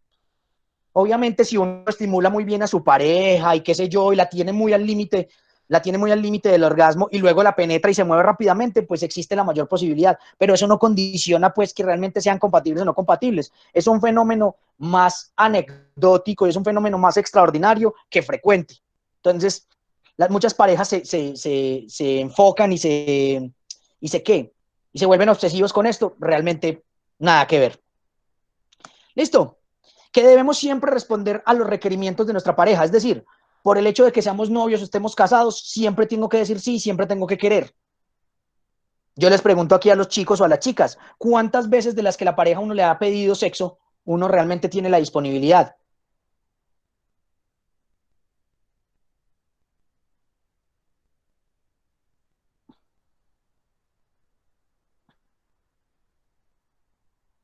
Hello. Pues yo creería que como un 70% de las veces. Bueno, tú eres muy comprensiva. Te felicito. Eso, pues, es que como eso depende de tantos factores, como la mitad de las veces, sí, o sea, hay muchas ocasiones en las que o pues la mujer no quiere o el hombre no quiere por X o Y, porque tuvo un día pesado, porque tuvo situaciones estresantes y no tiene ganas y ya. O sea, es muy relativo y es... Yo diría que aproximadamente por ahí el 50% de las veces. Pues, dando un número. Exactamente, que uno pudo haber tenido un turno cagado, estuvo muy boleado, ese día hubo todos los ingresos del mundo, eso puede pasar. Pero en las mujeres, digamos que más o menos eso es bien visto. ¿Qué piensa una chica si le pide sexo a su pareja y su pareja le dice, no, no quiero? Que está con alguien más, que no la quiere. Exactamente. Lo primero que piensa es que está con otra. Y pobre de aquel hombre, si de Después casualidad... le ponen las mujeres y le quieren matar a él. Exacto. Y pobre de aquel chico si llega a eyacular poquito, porque esa es otra. Le miden a uno el desempeño por el volumen del eyaculado. Pobre de ese chico si ella se llega a dar cuenta que eyaculó poco, porque entonces lo primero que va a pensar es que ya viene descremado de otra parte. Entonces miren cómo alrededor de esto... Exactamente. Entonces vean cómo alrededor de esto se han construido una gran cantidad de mitos que pueden desestabilizar parejas. ¿Sí? Ojo, chicas, este es muy importante, que la belleza corporal es garantía de buena sexualidad. ¿Ustedes qué creen de eso? Depende, si una persona hace ejercicio, obviamente sí da la garantía. Por eso, pero ser bello implica hacer ejercicio. Yo conozco mujeres muy bonitas que no tocan un gimnasio, no levantan una pesa y no hacen un abdominal. Eso es verdad. Y conozco mujeres no tan agraciadas, que le dan durísimo al gimnasio, pero aún así, cualquiera de esas condiciona que tenga una sexualidad más agradable, que tenga una sexualidad más buena. Nada. Claro que no, porque van con las inseguridades. Va con una cantidad de cosas. Puede haber una mujer que tenga un super cuerpo y tenga una sexualidad asquerosa, y puede haber una mujer gordita y con un cuerpo no tan agradable y que tenga una sexualidad del putas. Entonces realmente eso no condiciona absolutamente nada. ¿Listo? Ahora, es bueno hacer actividad física por salud y qué sé yo, y que tener una buena salud va a mejorar nuestra vida sexual. En eso no hay discusión, ¿cierto? Pero eso de que la belleza corporal es garantía de una buena sexualidad, para nada. Además, Está muy... Hola, te escucho.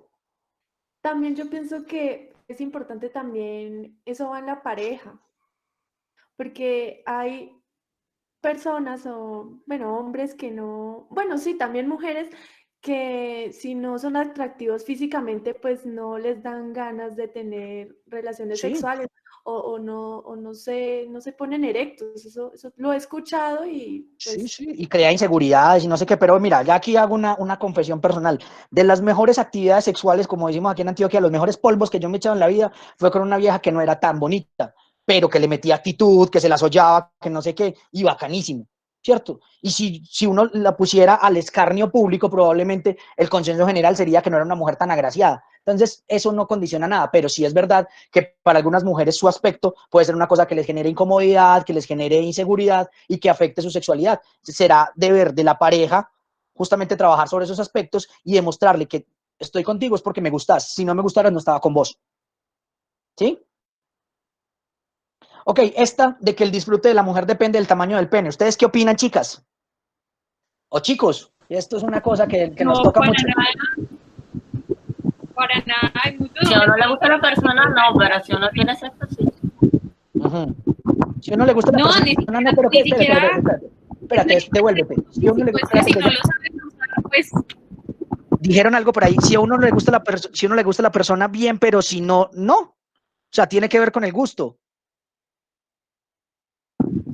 yo la verdad digo que tiene que ver es más como cómo se compenetren en la relación sexual los dos, sí, o sea, no tiene nada que ver con que es grande o no, sino más como cómo se desarrolla la relación entre ambos, o sea, como la confianza, lo que les guste, la actitud, todo eso.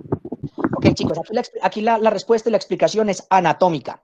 Desde el punto de vista de sensibilidad sexual, solamente el tercio distal de la vagina, o sea, la última parte, el último tercio, el último cuarto de la vagina, tiene buena sensibilidad al roce, al tacto, ¿cierto? Por tanto, un pene muy grande, pues va a pasar mucho más allá, ¿cierto? De ese límite de sensibilidad. Hay que reconocer que algunas mujeres pueden alcanzar el orgasmo por estimulación del cervix, por vía vagal, pero en general, la mayoría de las mujeres tienen una sensibilidad muy pobre en la vagina, o sea, la penetración como medio de estimulación vaginal de regular para abajo. Entonces no se necesita realmente un pene muy grande para poder estimular esa vagina. Y de hecho, y lo que sí es más, está claro es que el 90-92% de las mujeres van a alcanzar el orgasmo por estimulación del clítoris. Entonces habría que centrar las técnicas coitales en posiciones o a estimulación manual del clítoris. Pero entonces esto de que el disfrute de la mujer depende del tamaño del pene, realmente no es cierto. Es más una cosa desde el punto de vista psicológico. Y para los hombres es una cosa de ego el tener un pene más grande o más pequeño. Sí, pero no condiciona realmente el disfrute sexual de la mujer. Este sí que es una pregunta frecuente. Que las mujeres son todas multiorgásmicas. ¿Ustedes qué opinan, chicas?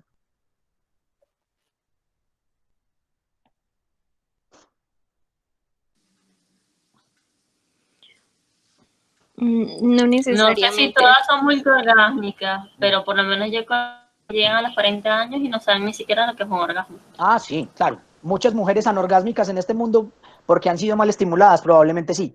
Pero lo que sí quiero llegar es que no todas las mujeres son multiorgásmicas. Es más, esto es más una excepción que una regla. La mayoría de mujeres tienen un funcionamiento sexual parecido al del hombre en el que alcanzan el orgasmo y luego van a necesitar un tiempo diferente para poder ser estimuladas nuevamente y poder completar una nueva respuesta sexual, ¿cierto? Algunas chicas tienen unos tiempos de refractariedad tan cortos, ¿cierto? De latencia tan cortos que pueden tener varias respuestas sexuales seguidas. A esas son las que llamaríamos multiorgásmicas, pero eso lo van a profundizar cuando vean la parte de fisiología femenina. ¿Listo? Ojo, este es otro. Que el orgasmo femenino se debe alcanzar siempre por la penetración.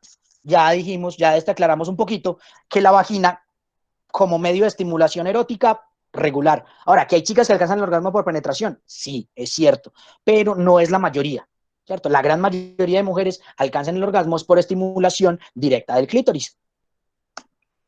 Ojo, que solo los hombres se masturban. ¿Ustedes qué opinan, chicas?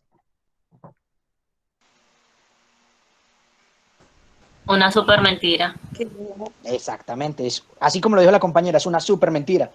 Las mujeres también se masturban y es más, yo soy uno de los promotores de que las mujeres se masturben, porque una mujer que se masturba usualmente conoce sus sensaciones, sabe cómo es su funcionamiento sexual y tiene la capacidad, si encuentra un compañero que no sea muy hábil, de guiarlo, de decirle, mira, me gusta de esta manera, me gusta con tal presión, con tal velocidad. Entonces, de hecho, esto es una característica positiva en la sexualidad femenina. ¿Listo? Y ya como conclusión, chicos, porque ya hablé mucha cháchara, es que ustedes como médicos, en general cualquier persona, pero particularmente ustedes como médicos, mientras mejor enterados estén sobre los aspectos básicos de la sexualidad humana, y por eso este curso me parece tan importante, más confiables sean las fuentes de información, mejor será nuestra tarea como orientadores, como la tarea de ustedes como orientadores, y más completa va a ser su experiencia de su propia sexualidad. ¿Listo? Ahí, chicos, les dejo mis redes sociales, sobre todo por el Instagram, es por donde más fácil me pueden localizar. Si tienen alguna duda, si necesitan alguna cosa, chicos, con mucho gusto los estaré ayudando. Y venga, yo me devuelvo entonces ahora sí para la presentación, por si hay más preguntas.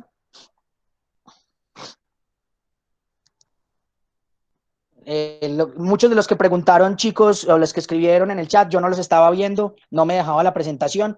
Entonces, si tienen más preguntas por acá, abran sus micrófonos y los escucho y con mucho gusto lo que les pueda responder, aquí estoy disponible.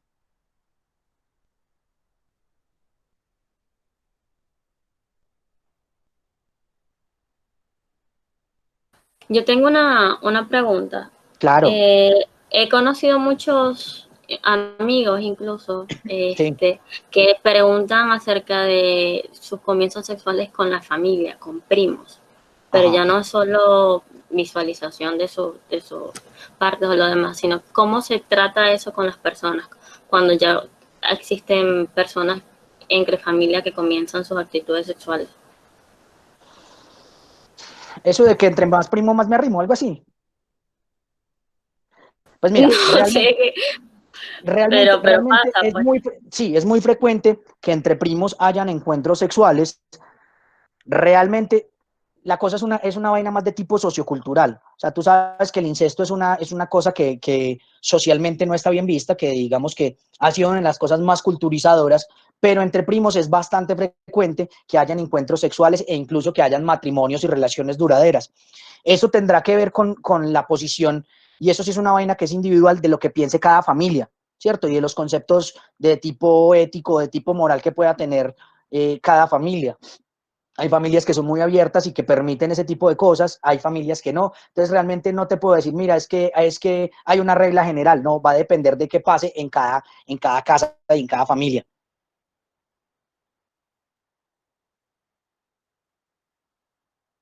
Eso sí, hay que aclararles desde el punto de vista genético, y ustedes lo saben, que las relaciones y los hijos entre primos pueden desencadenar más fácil la aparición de enfermedades genéticas, y en eso hay que ser claros. Gracias, doctor. Listo. ¿Más preguntas, chicos? Doctor, Hola. ¿cuál sería la edad? Hola, ¿cuál sería la edad adecuada para el inicio de las relaciones sexuales en adolescentes? ¿Y cómo se debe tratar eso con los familiares? La respuesta te la voy a dar muy simple, no sé.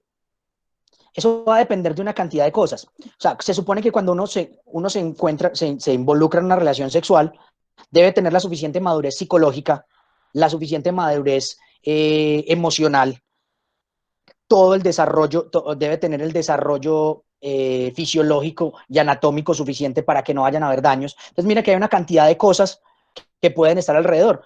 Puede que una niña a los 14 años esté anatómicamente lista, pero ¿será que está psicológicamente lista para lo que puede implicar una relación sexual y sus consecuencias?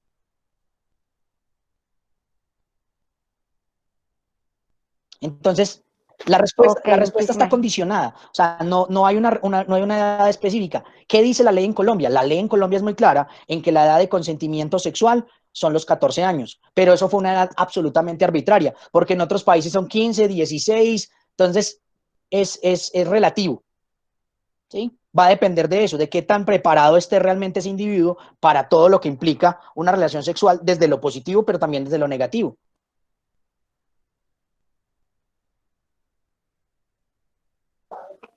Chévere, muchas gracias. Bueno, con gusto.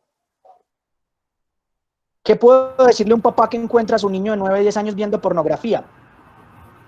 Hola, doctor. Espérate, que ahí leí una, ya te voy a escuchar la tuya, no se me va a perder. ¿Qué puedo decirle a un papá que encuentra a su niño de 9, 10 años viendo pornografía? Muy buena pregunta. Lo primero es que hay que entender por qué ese niño está teniendo un acceso a la red que le permita ver pornografía sin que haya una supervisión de los padres, ¿cierto? Entonces lo primero que hay que cuestionar es eso, al papá. Luego el chiquitín, que hay que explicarle que hay una edad, ¿cierto? Que hay un momento para la visualización de esas cosas y que todavía no lo es. Si es un poquito más grande, entonces una de las cosas más importantes que hay que recalcarle a ese adolescente o a ese chico es que lo que está pasando ahí es un espectáculo, es un show, es una actuación, que ese no es el funcionamiento normal de la sexualidad, porque si no el chico se puede ir con una idea errada de qué es el funcionamiento sexual normal, y luego cuando empieza su vida sexual y se dé cuenta que no funciona tal cual funciona la pornografía, se va a frustrar y va a empezar a disfuncionar. Ahora sí te escucho tu pregunta. Qué pena, compañerita. Buenas noches, un saludo desde Venezuela, doctor, excelente ponencia. Gracias.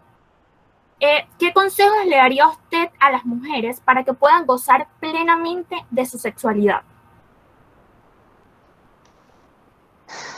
Te lo voy a poner en términos muy colombianos, muy paisas.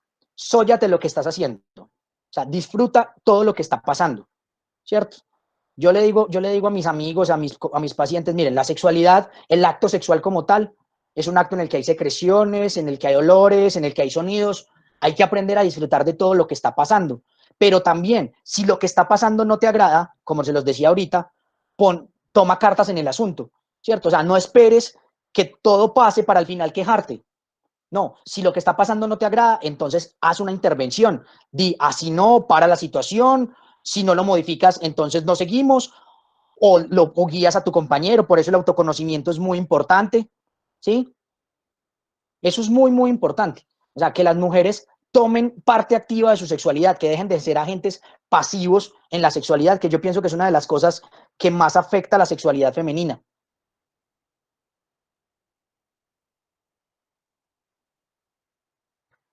¿Cómo se le enseña a un adolescente que empiece a masturbarse y desde qué edad sería mejor? Entonces, lo primero que es que cuando se están acercando a la edad del despertar sexual, hay que hablarles de qué es la masturbación, ¿cierto? O sea, hay que explicarles de forma clara qué es la masturbación. Y hay que darles el mensaje, y esto es muy importante, chicos, que masturbarse está bien, pero no masturbarse también.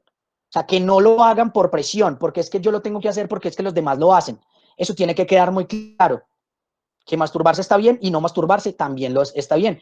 Y ya para las chicas, en el caso específico, pues entonces siempre recordarles que deben tener las manos limpias, que lo hagan en un ambiente tranquilo, íntimo, donde no vayan a ser sorprendidas, donde no vaya a resultar una situación incómoda porque los van a pillar, ¿sí? Doctor, una pregunta. Hola. Y en el caso de que, por ejemplo, los padres tengan una religión suficientemente restrictiva, ¿sí? Sí. Y sucede el caso ese, ¿no? Que digamos que pillan a la muchachita o al muchachito en esa situación, sí. ¿Cómo abordar ese tema frente a los padres sobre esa situación? Lo que pasa es que ahí ya entramos en las discusiones desde lo que es la moral religiosa, ¿cierto? Frente a eso es muy difícil irse en contra de las creencias de la gente. Uno les puede asegurar desde el punto de vista médico que no va a traer ninguna consecuencia negativa contra el cuerpo. Recuerda que hay mucha gente que cree que la masturbación los va a dejar ciegos, les va a dar acné, les va a dar pelos en las manos, los va a volver infértiles, los va a volver impotentes y una cantidad de cosas. Pero más allá de eso, uno no se puede ir en contra de las creencias de la gente. Entonces, si esa es su creencia familiar, es muy difícil. Uno que sí pudiera hacer si el adolescente lo busca uno solo. Uno le pudiera decir que trate de hacer las cosas de manera que sus padres pues no se vayan a enterar. Pero a veces tratar de convencer a los otros es un poquito difícil. Yo cuando hay personas con esta tendencia religiosa tan recalcitrante, me les meto por el lado teológico, ¿cierto? Y les digo, venga, si se supone que Dios nos hizo a su imagen y semejanza, si se supone que Dios nos dio genitales, es porque los genitales son buenos. Y si Él nos dio la sensibilidad agradable y esa sensación agradable al manipular nuestros genitales, pues entonces muy probablemente también para Él sea bueno. Dios no nos dio nada que no esté bien. Entonces, si nos permite usar nuestros ojos para ver, nuestros oídos para escuchar, nuestro paladar para degustar, ¿por qué no nos va a permitir disfrutar de nuestros genitales si Él nos hizo buenos? Y Él nos hizo buenos todo. Esa sería pues como la alternativa que yo pudiera, pero una respuesta específica es un poquito difícil.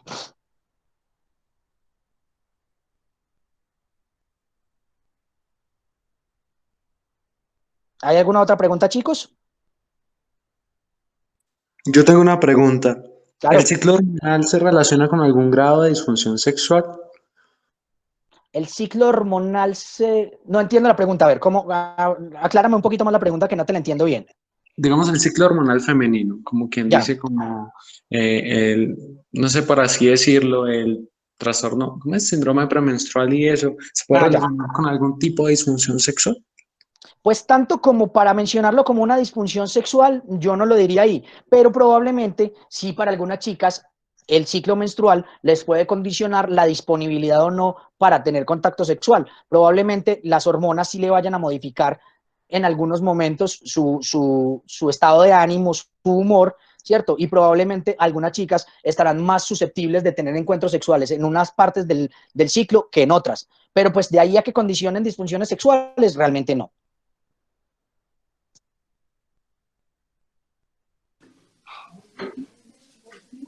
Doctor, nos preguntan si la orientación sexual sería modificable. Tampoco.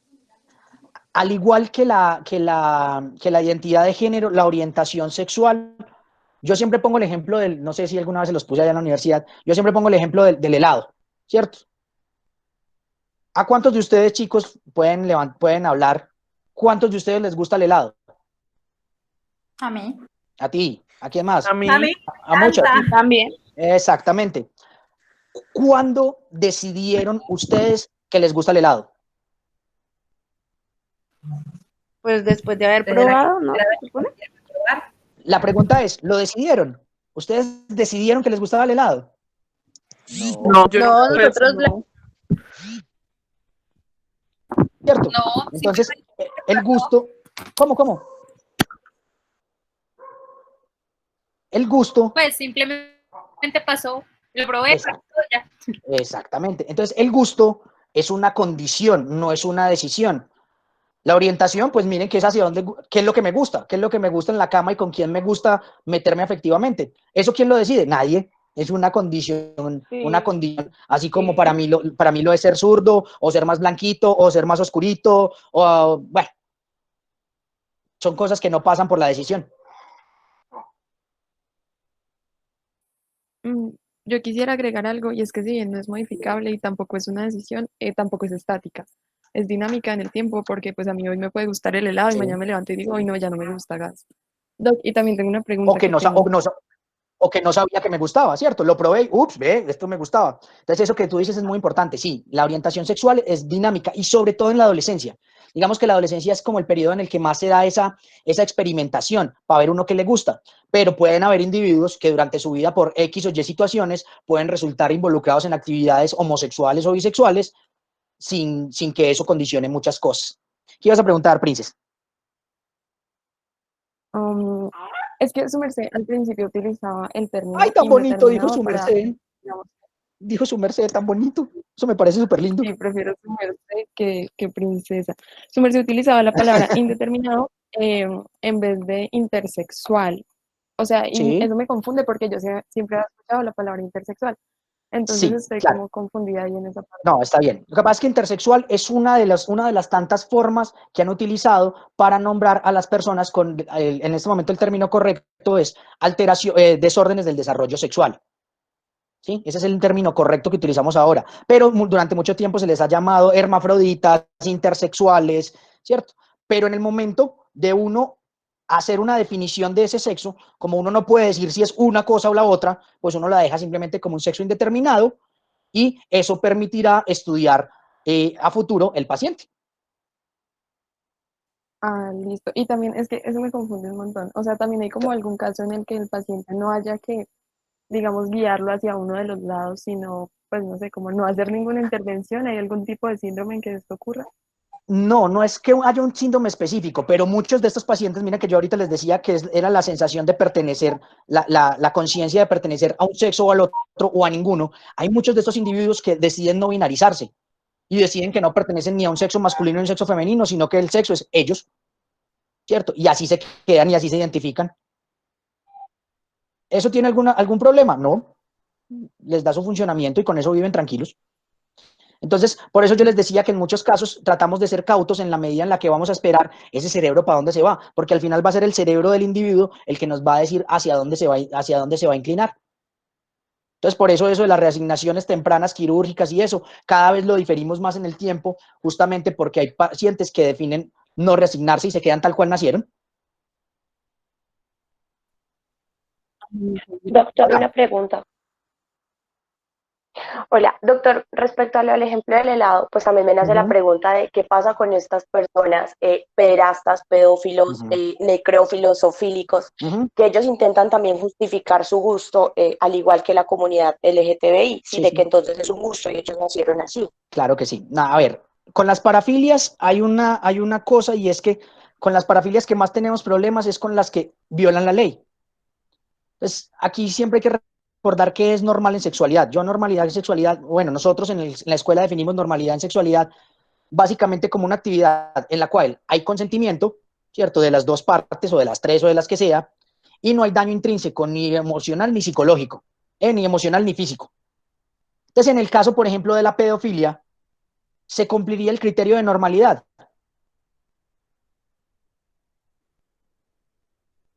Pues es que ahí me nace la duda, porque un niño, o sea, yo diría que no, pero los niños son muy fáciles de manipular o alguna cosa que uno diría, bueno, claro, pues ahí. Pero la cosa es que el consentimiento de un niño es válido. El consentimiento de un niño es válido. No es válido. Legalmente no. No es válido, exactamente. Entonces, como no es válido, no está bien la práctica. Entonces, por más, en eso hay una parte en la que tienen razón, ese gusto es un gusto que se adquiere durante la vida, ¿cierto? Que parece ser, hay muchas explicaciones de las parafilias, pero parece ser que está condicionado por experiencias de la infancia y de la infancia temprana y de la adolescencia temprana. En el sentido y ellos tienen razón en el sentido en el que muchos no tienen la culpa de lo que les gusta, pero sí tienen la culpa de ejecutarlo. Y hay que diferenciar al pedofílico del pederasta. El pedofílico es el que tiene el gusto por los niños, el pederasta es el que va y ejecuta. Muchas personas pedofílicas saben de su gusto, saben que no lo deberían ejecutar y sufren mucho justamente porque saben que su deseo nunca va a poder ser llevado a cabo porque estarían violando la ley. Entonces son personas que sufren mucho y que, por tanto, al ser personas que sufren, son pacientes y necesitan intervención del sistema de salud. Entonces, creer que todos los pedofílicos son monstruos no es cierto. No todo pedofílico es pederasta, todo pederasta sí es pedofílico y todo pederasta está violando la ley. Entonces, siempre cuando vayan a evaluar una actividad sexual, evalúen esos criterios de normalidad. ¿Hay consentimiento y ese consentimiento es válido? ¿Hay daño emocional? ¿Hay daño psicológico? Si las tres son buenas, si las tres son positivas, si todo está bien, la actividad sería válida, así sea bizarra. Pero si no se cumplen esos tres, la actividad no está bien. Listo, chicos, vamos a dar la última pregunta. Ya la garganta no me da para más. Le pregunté en el chat que si después de este ciclo de charlas de sexualidad femenina harán una de sexualidad masculina. No sé, eso depende de Andrea, no depende de mí. Okay, posteriormente les estaremos avisando cualquier cosa, ¿vale? Ok, gracias. Bueno, chicos, yo les agradezco mucho la atención, les agradezco mucho la participación y pues nos estaremos viendo en el camino. Ya les dejé ahí mis redes sociales donde me pueden ubicar por si necesitan alguna cosa, con mucho gusto. Bueno, muchas